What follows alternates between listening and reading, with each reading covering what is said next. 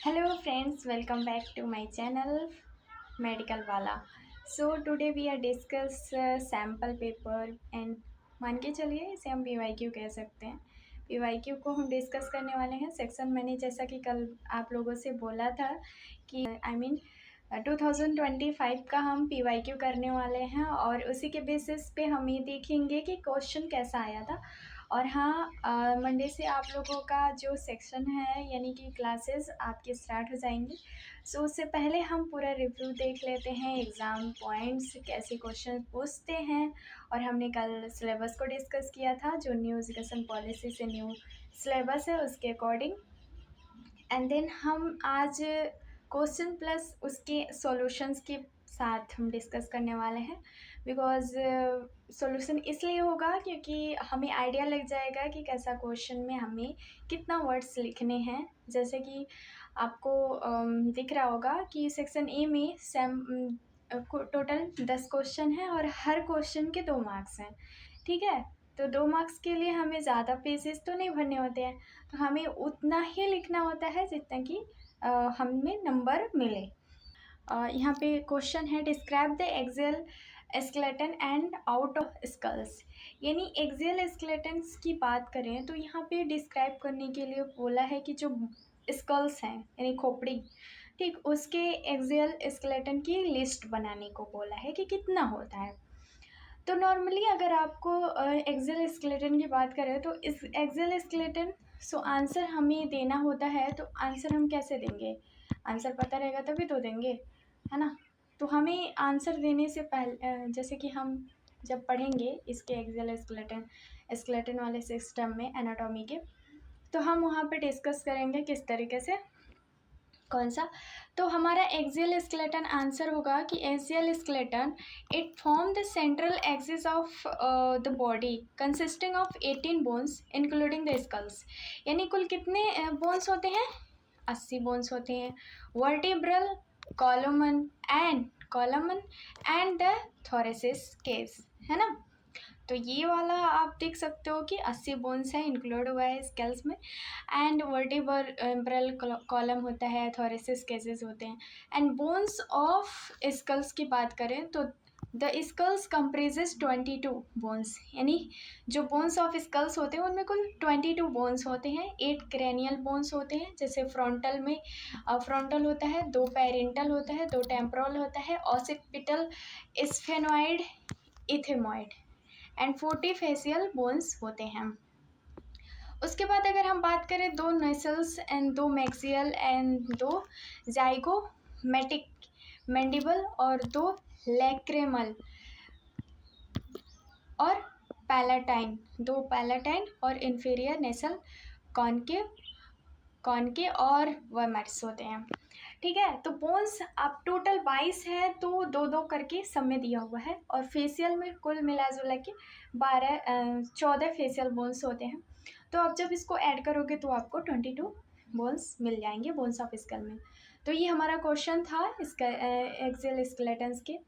तो हमारा नेक्स्ट इस क्वेश्चन है, सेकेंड क्वेश्चन कह रहा था कि list the reference types of taste bud and their function.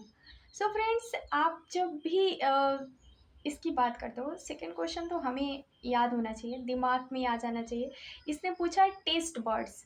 Taste bud हमारे कहाँ पाए जाते हैं? हमारे टंग में यानी जीभ में। ठीक है, जीभ में पाए जाते हैं। तो डिफरेंस टाइप्स ऑफ फंक्शन होते हैं। तो डिफरेंस टाइप्स ऑफ फंक्शन की बात करें तो आप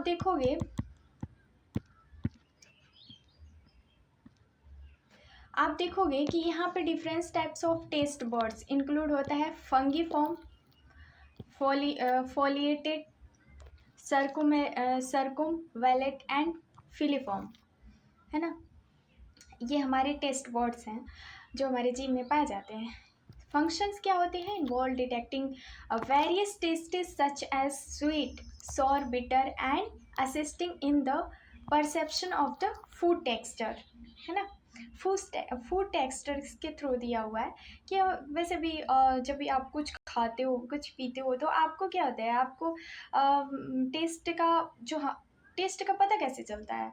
क्योंकि हमारे जीभ में छोटे छोटे बर्ड्स होते हैं और उसी बर्ड्स के अकॉर्डिंग हमें क्या पता चलता है? उसकी टेस्ट की पता चलता है। और नेक्स्ट क्वेश्चन है कि list appendicular skeleton. Appendicular skeleton के बारे में पूछा हुआ है 25 में, यानी कि 25 में क्वेश्चन पूछा हुआ था अपेंडिकुलर बर्ड्स किस तरीके से होते हैं। तो ये आंसर है आपका अपेंडिकुलर बर्ड्स में। The bone appendicular skeleton consist of 126 bones, यानी कुल टोटल कितने होते हैं 126 बोन्स होते हैं, including the bones upper lips, यानी इंक्लूडिंग क्या होता है अपर लिप्स में होता है। And humerus radius ulna and carpals, metacarpals, phalanges. Lower limbs की बात करें तो लोअर लिम्स में femur, patella, tibia, fibula, tarsal, metatarsal और phalanges, and the girdles pectoral and pelvic girdle. ठीक है, यहाँ पे इसके अपेंडिकुलर स्केलेटन है। सो इतने वर्ड्स में आपको आंसर लिखने होंगे, आपको पता होना चाहिए। ये 2 नंबर का क्वेश्चन आंसर है। क्वेश्चन नंबर 4 का, तो 4 में write the two any action of parasympathetic system. So इसमें दिया हुआ आंसर है two action include in decreases the heart rate of stimulating digestive process. ठीक है, 2 एक्शन होता है उसमें। फिर उसके बाद नेक्स्ट क्वेश्चन है, नेक्स्ट क्वेश्चन कह रहा है right the function of platelets. Platelets की क्या फंक्शन होते हैं। तो platelets are responsible for blood clotting, stasis and repair of damage blood vessels, यानी कि प्लेटलेट्स का क्या काम होता है, वो रिस्पॉन्सिबल करता है ब्लड क्लॉटिंग का, फिर ब्लड वेसल्स को रिपेयर करता है। सो इस तरीके से आप इतने वर्ड्स में आप आंसर दोगे ना, तो फिर आपका नंबर 2 नंबर हो जाएगा, क्योंकि सही तरीके से क्वेश्चन का जवाब भी देना होता है। आप कम वर्ड में भी दोगे कोई दिक्कत नहीं है, बस क्वेश्चन का आंसर सही होना चाहिए। नेक्स्ट क्वेश्चन है explanation of the term vasodilations and vasoconstrictions. So vasodilations क्या होता है, वैसोडिलेशन the widening the widening of blood vessels which increase blood flow। ठीक है, इसमें पूछा क्या है, इसमें दो चीज़ों के बारे में पूछा है। इसमें क्वेश्चन को एक्सप्लेन करने के लिए बोला है, तो ये 2 चीज़ें आप इस तरीके से लिख सकते हो।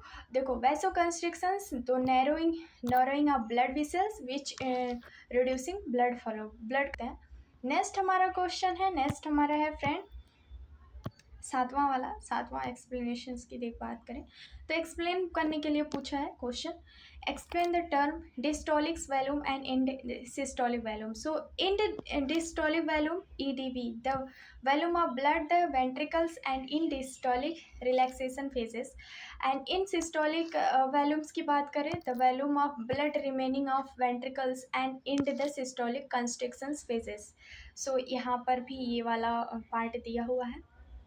अब डिस्टोलिक और सिस्टोलिक के बारे में भी हम डिस्कस करेंगे अपनी जब हम क्लासेस करेंगे। ठीक है, explain the term of angina pectoris and hypertension. Hypertension किस में होता था, कार्डियक वाले पार्ट में ना, कार्डियक वाले पार्ट में ही होता था। और वहाँ पे एंजीना पेक्टोरिस ये जैसे होते हैं, जैसे चेस्ट पेन होता है तो जैसे उन्हें ब्लड ऑक्सीजन सप्लाई नहीं कर पाता है मस्कल्स के थ्रू, तो ब्लड जब हमारा सप्लाई नहीं कर होता है। हाइपरटेंशन के कंडीशंस में आप देखोगे कि जब हाई ब्लड का क्वेश्चन था। नेक्स्ट क्वेश्चन हमारा पूछा था क्वेश्चन नंबर 9, जिसमें right the structure function of endoplasmic reticulums के बारे में।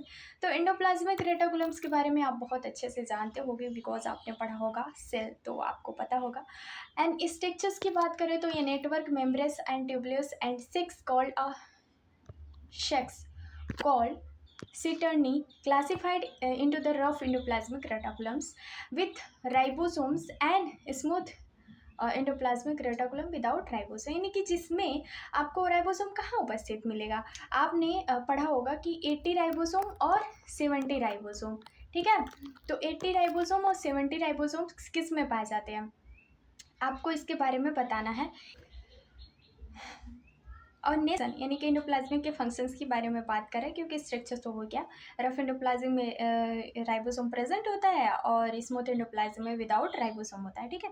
फंक्शन क्या है? Involve the protein synthesis, synthesis करता है rough endoplasmic reticulums, and lipid synthesis, detoxification smooth endoplasm करता है। बहुत ईजी क्वेश्चन है।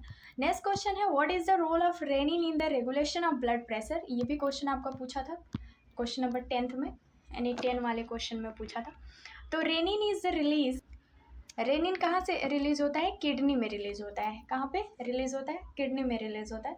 और ये renin is release by the kidney with when blood pressure is low, initiate with the renin and angiotensin aldosterone system, leading with the production of angiotensin second with constrict blood vessels and help increasing blood pressure. So ये वाला question बहुत best है, मुझे तो बहुत अच्छा लगा इस क्वेश्चन को पढ़ के। और ये भी बहुत अच्छा क्वेश्चन पूछा हुआ है, ये भी बहुत इजी क्वेश्चन है, बहुत ही हार्ड नहीं है। अब हम सेक्शन सेकेंड पे चलते हैं, यानी सेक्शन बी जो है वो क्वेश्चन कैसे पूछा था। तो 2 into 10 यानी कि यहाँ पे 20 मार्क्स के हैं, और आप देख सकते हो कि 20 मार्क्स यानी आपको इस 3 क्वेश्चन दिए होंगे और सेक्शन बी में, जिसमें से आपको 2 करने होंगे, ठीक है, और 20 नंबर तैयार हो जाएगा। तो आपको हम करवाएंगे बहुत अच्छे से cardiac cycles. Explain the phases of cardiac cycles, ये रिपीटेड क्वेश्चन है, ठीक है। ये रिपीट किया हुआ क्वेश्चन 2022 में भी यही क्वेश्चन आया था, और ये 2025 में भी यही क्वेश्चन पूछा हुआ है।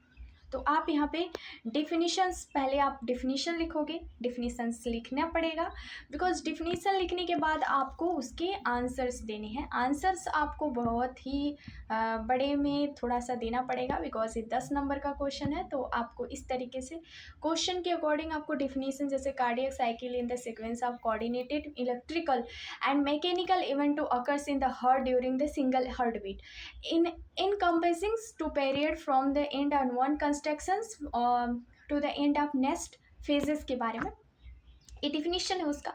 So it's very simple. Atrial systolic की बात करें 0.1 सेकेंड्स होते हैं।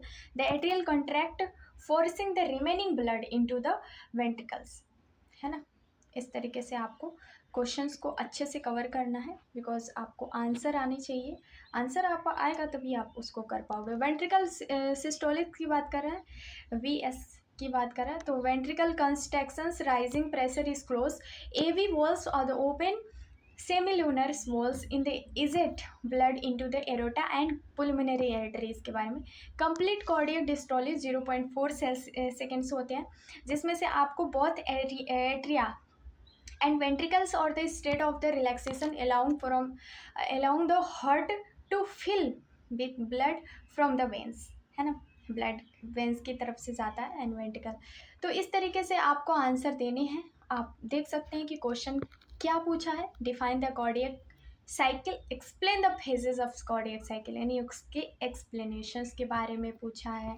जिसे describe the structure of the eyes, explain the physiological of vision के बारे में बोला है।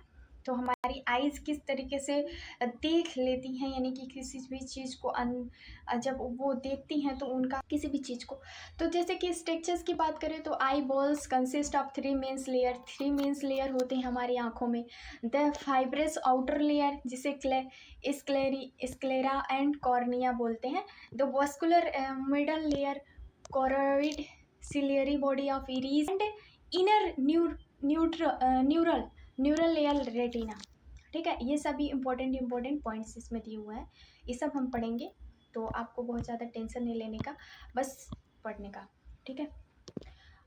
यहाँ पे physiology of visions, so light enter the eyes through the cornea is focus on the lens, है ना। Strike to retina forming to inverted image बनाता है। ये रॉड्स होते हैं और कोन्स होते हैं, ये कन्वर्टेड है लाइट एनर्जी इलेक्ट्रिक इम्पल्स को क्या करता है, वो फोकस करता है, जिसमें कि हमें किसी भी चीज़ का आकार दिखता है, ठीक है। इस तरीके से ये हो गया आपका 12th वाला। तो आपको जो अच्छा क्वेश्चन दिया हुआ है, what is components of neuromuscular junctions and explanation is process muscles का। सो डॉक्टर साहब आप लोगों को यही बताना है कि मस्कल्स बॉक्स में ज़रूर बताइए। देखो कंपोनेंट्स की बात करें तो component neuromuscular junctions consist of sympathetic motor neurons terminal, the synaptic cleft, the specific between the neurons and muscles fiber and motor and plate muscles fiber. So ये मस्कल्स फाइबर्स के बारे में बात कर रहा है, किस तरीके से होता है प्रोसेस ऑफ मस्कल्स कंट्रैक्शंस के बारे में. फिर उसमें मोटर न्यूरॉन्स टर्मिनल किस तरीके से वो काम करता है, क्या रिलीजिंग करता है, कौन कौन से हार्मोन्स रिलीज करता है, उसके बारे में बोल रहा है. और ACH bind of receptor to motor end plated, किस तरीके से उसमें पोटेंशियल मोटर का फॉर्मेशन किया जाता है. फिर उसमें कौन सा, जब हमारी त्वचा कोई भी चीज़ रिलीज़ करती है तो उस टाइम जो आयरन वो रिलीज़ करता है पोटेंशियल एक्शन में. फिर अलाउ करता है थिक मायोसिन में, यानी पतले वाले मोटे वाले. फिर उसके बाद थीन एक्टिन में, filament and sarcomere and resulting into the muscles contraction. इसे हम फिगर के थ्रू समझेंगे, बहुत ईजी है तो इसे हम समझेंगे अच्छे से. नेक्स्ट हमारा क्वेश्चन पूछा था सेक्शन सी से, बताना है कि देखो ये फ्रेंड्स 35 नंबर का है, ठीक है. आपको 35 नंबर जब भी लाने मतलब इसको कितना लिखना है, किस तरीके से लिखना है, वो मैं आपको बताऊंगी. और मैंने इसमें आंसर लिख दिया है, तो आप इसमें देख सकते हो कि आंसर इसमें लिखा हुआ है. क्वेश्चन पूछ रहा है describe the structure function of highline elastic cartilage. इस तरीके से क्वेश्चन पूछा हुआ था, हाईलाइन एंड इलास्टिक कार्टिलेज. आपको क्वेश्चन देख के लग रहा होगा कि ये नया है, ठीक है, लग सकता है नया, बिकॉज आपने पढ़ा नहीं है. अब पढ़ा भी है तो बहुत कम पढ़ा है, डीप नहीं पढ़ा है. डिस्क्राइब करने के लिए बोल रहा है, तो डीप पढ़ने के लिए हम आपको बताएंगे कि किस तरीके से आपको नोट्स में हम डीप पढ़ाएं और अच्छे से आप क्वेश्चन को हैंडल कर सकें. बहुत ईजिली अब बहुत मस्ती करने वाले हैं, बहुत ईजी आप समझ जाओगे, ठीक है. कोई भी क्वेश्चन हार्ड नहीं लगेगा आपको. देखो हाईलाइन कार्टिलेज क्या होता है. Hyaline cartilage it has the smooth, ये क्या होता है, बहुत मुलायम होता है. Glassy appearance with a few matrix containing fine collagen fiber. Collagen fiber मिलता है भाई, collagen. It is found on joint surface articular cartilage the nose and the trachea. इसमें फंक्शन क्या करता है, it provides smooth surface the joint movement and structure support. Hyaline cartilage का बात, आप हाईलाइन कार्टिलेज आपको किस में देखने को मिलेगा, स्केलेटन वाले पार्ट में, ठीक है. स्केलेटन वाले पार्ट में आपको देखने को मिलेगा ये वाला पॉइंट, ठीक है. Elastic same right.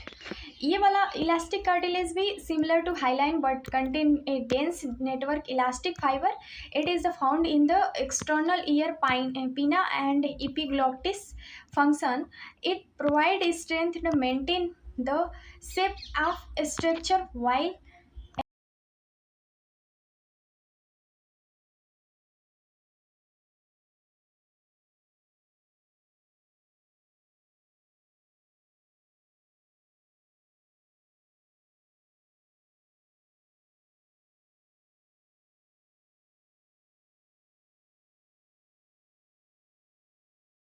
15 वाला क्वेश्चन कह रहा है explain the detail structure life cycle of RBC. So यहाँ पे क्या पूछा है, इसमें लाइफ साइकिल ऑफ आरबीसी के बारे में डिस्कस करने के लिए बोल रहा है. और हाँ, इसमें आरबीसी का जो स्ट्रक्चर्स होता है वो कैसा होता है, बाइकैन्केव डिस्क लाइक उसका स्ट्रक्चर्स होते हैं. And which increase their surface area of gas exchanges. वो क्या करता है, वो उसमें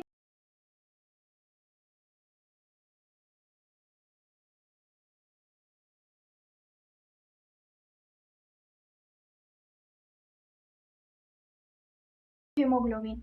अच्छा, इसमें कुछ जीके जनरल की जोड़ दें तो ये न्यूक्लियस पूछा है आरबीसी में, तो क्वेश्चन पूछता है कभी कभी कि किस एनिमल्स में आरबीसी के में न्यूक्लियस नहीं होता, ठीक है. और न्यूक्लियस किस में होता है, तो इसमें लिख है, यानी ह्यूमन में न्यूक्लियस नहीं होता आरबीसी में, लेकिन न्यूक्लियस किस में होता है ये आप कमेंट बॉक्स में ज़रा बताइएगा. Life cycle they are produce in the red bone marrow erythropoiesis.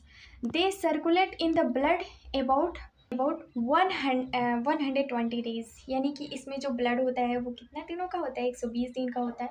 As the age उसकी आयु होती है. They becomes fragile and are destroyed by macrophages in the spleen and liver. Spleen and liver में ये क्या होता है है, ठीक है।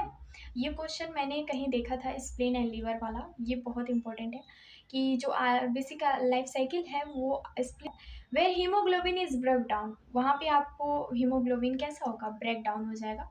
वहाँ पे आपको देखने को मिलेगा कि हीमोग्लोबिन पूरी तरह से ब्रेक डाउन हो गया। क्वेश्चन है हमारा question number 16।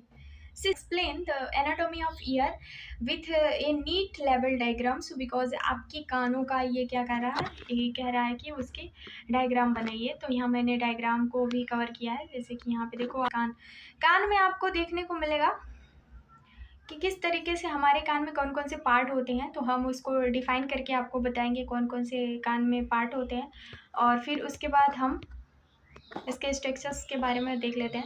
Year of to divide into 3 parts. Ear में कुल कितने पार्ट्स होते हैं, 3 पार्ट होते हैं। आउटर इंक्लूडिंग की बात करें, outer ear include the pinna and the external auditory canal, और मिडल ईयर में contain the ear drum, tympanic membrane and the 3 ossicles, malleus, incus and stapes। Inner ear आपका जो है वो कह रहा है कि include the cochlea from hearing, ये सुनने के लिए काम करता है। वेस्टिबुलर सिस्टम, जिसमें बैलेंस को बनाए रखने का काम करता है, क्योंकि आप तेज़ आवाज़ में किसी भी कान को, मतलब ह्यूमन बीइंग में ज़्यादा तेज़ आवाज़ हमारे लिए घातक हो सकता है, ठीक है। तो ऐसा है इस तरीके से। नेक्स्ट क्वेश्चन है हमारा 17वां क्वेश्चन है, explain the structure of function of following bones sternum. तो यहाँ पे स्टर्नम है, ल्यूबर वर्टिब्रा है, इसका स्ट्रक्चर्स पूछा है कि इसका स्ट्रक्चर बताइए, ठीक है, स्ट्रक्चर पूछा है। तो यहाँ पे आप स्टर्नम की बात करें तो ये फ्लैट टी शेप का होता है, bone located in the centre of the chest के पास ये लोकेटेड होता है। इसका फंक्शन क्या होता है, it protect the heart and lungs surveyor as a attachment point. Ribs इसमें अटैचमेंट होते हैं। लुम्बर वर्टिब्रा की बात करें तो आपको these are the 5 large thick vertebrae in the lower back. Function क्या होता है, the support weight to upper body, allow to flexibility and movement का काम करता है, ठीक है। अच्छा था 18वां वाला क्वेश्चन है।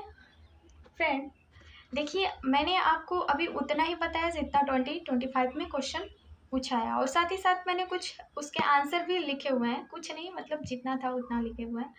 और साथ ही साथ मैं आपको बता दूं कि इसमें जो सेक्शन सी है उसमें हर एक क्वेश्चन में डायग्राम बनाने के लिए बोला है, ठीक है।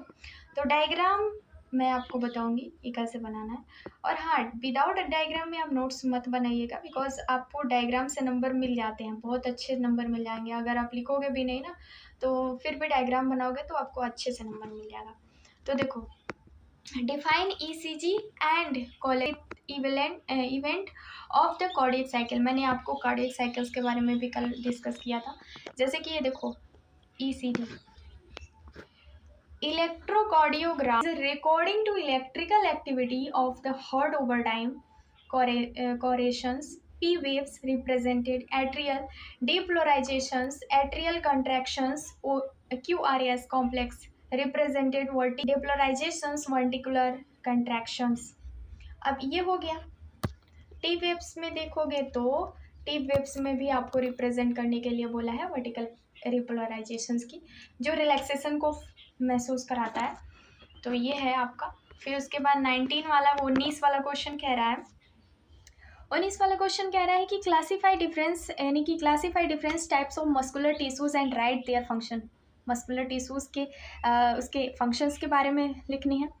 तो डिफरेंस टाइप्स पूछा है, डिफरेंस एंड फंक्शन के बारे में। तो मस्कल्स, स्केलेटन मस्कल्स की बात कर रहे हैं। तो स्केलेटन मस्कल्स जो होते हैं वो स्ट्रेटेड होते हैं, यानी स्ट्रेटेड एंड वॉलंटरी मस्कल्स हमारे बॉडी में पाए जाते हैं, जो attach to bones responsible to our movement, यानी कि बॉडी का जो मूवमेंट होता है वो हमारे स्केलेटन मस्कल्स करते हैं, ठीक है, स्ट्रेट एंड वॉलंटरी। फिर उसके बाद अगर हम देखें स्मूथ मस्कल्स के बारे में, तो नॉन स्ट्रेटेड एंड इनवॉल्वेंट्री होता है, अनैच्छिक मसल्स जिसे कहते हैं, found in the wall of hollow organ, जिसमें स्टोमच, ब्लड वेसल्स, मूवमेंटिव substance through the internal organs इसमें पाए जाते हैं। ये बहुत ही सिंपल है, सिंपल क्वेश्चन है। कार्डियक मसल्स की बात करें तो स्टेटेड एंड इनवॉलंटरी दोनों होता है, यानी कि इसमें दोनों तरीके का पाया जाता है, जैसे स्केलेटन मसल्स था। और आपको मैं बता दूं, फाउंड ओनली इन हार्ट, यानी कार्डियक मसल्स किस में पाया जाता है, सिर्फ और सिर्फ हार्ट में पाया जाता है ना। तो pump blood through out the body, ये पंप करता है। So it's very simple question, ये बहुत ही अच्छा क्वेश्चन था और साधारण भी था। नेक्स्ट क्वेश्चन है हमारा, explain the composition and function of blood. तो इसमें एक्सप्लेन करने के लिए बोला है कंपोजिशन, जैसे ब्लड कंसिस्ट ऑफ प्लाज्मा, किस तरीके से होता है, water, protein, solute and format element, red blood cells, white blood cells and platelets, किस तरीके से कोगुलेशन। जैसे आप सर्कुलेशन की बात करोगे ना, तो कुछ सर्कुलेशन में आपको देखने को मिलेगा ब्लड फ्लोटिंग, फ्लूइड वाले पार्ट में है। और उसके फंक्शन क्या है, ट्रांसपोर्ट ऑक्सीजन का, फिर nutrients to cell, removal the waste product, regulation of body pH and immune defence, क्योंकि लड़ने का काम कौन करता है, डब्ल्यूबीसी करता है, ठीक है, लिम्फोसाइट्स। नेक्स्ट क्वेश्चन है 21, ठीक है। तो explain the structure and function with neat diagram बनाना है, ठीक है, नीट एंड क्लीन। तो आपको एक्सप्लेनेशन देखो, हर एक क्वेश्चन में मैंने बोला ना, जिसमें 35 वाला क्वेश्चन है, जिसमें 35 नंबर आपके 7 क्वेश्चन में मिलने वाले हैं, उसमें डायग्राम बनाने को आएगा। तो डायग्राम से आप पीछे मत भागिएगा, डायग्राम तो आपको बनाना ही बनाना है, चाहे जैसे बनाओ, रो के बनाओ या गा के बनाओ, लेकिन बनाना है। देखो स्ट्रक्चर पूछा है, structure small bean shape organ containing होता है आपका लिम्फ नोड, लिम्फोसाइट्स जिसे कहते हैं, macrophages, they are connected by lymphatic vessels and function क्या होता है, they filter lymph and remove pathogens, debris and foreign particle and they play a critical role in the immune responsible for activating B's and T cell. मैंने आपको बताया था lymphocytes वो WBC में निकलता है और वो इम्यून सिस्टम को इंक्रीज करता है, ठीक है, और रोगाणुओं से लड़ने में मदद भी करता है ना। Right the difference between the sympathetic and parasympathetic nervous system. तो इसमें फीचर बताना है, डिफरेंस बिटवीन पूछा है, तो मैंने डिफरेंस बिटवीन के अकॉर्डिंग मैंने इसमें दिया हुआ है। जैसे देखो इसके फीचर हैं, ये सिंपैथेटिक है और ये पैरासिम्पैथेटिक है, ठीक है। अब इन नर्वस सिस्टम में आप रिस्पॉन्स क्या करता है, सिंपैथेटिक में फाइट करता है, पैरासिम्पैथेटिक में रेस्ट एंड डाइजेस्ट करता है, हार्ट में इंक्रीज करता है, फिर पैरासिम्पैथेटिक में डिक्रीज करता है, ठीक है। फिर डाइजेशन की बात करें तो पैरासिम्पैथेटिक में स्टिमुलेटेड करता है, ठीक है। फिर पुपिल्स जो होती है डायलेटेड और कंस्ट्रिक्ट्स होते हैं, ठीक है। तो ये सिंपैथेटिक और पैरासिम्पैथेटिक में डिफरेंस पूछा है, तो ये बहुत ही ईजी है, क्योंकि इसमें रिस्पॉन्स, हार्ट, डाइजेशन और पीपल्स की फंक्शंस कौन सा कार्य करता है उसके बारे में पूछा हुआ है। तो इसी के साथ अब हम अपनी वाणी को विराम देते हैं और नेक्स्ट वीडियो में हम 2024 का यानी कि 2024 का क्वेश्चन लाने वाले हैं और उसमें हम इसी तरीके से एक बार देख लेंगे ताकि हमें ये पता चल जाए कि क्वेश्चन कैसा आया था और किस तरीके से पूछा था PYQ। तो इसी के साथ thank you for watching this video, share, subscribe, like medical वाला, थैंक यू।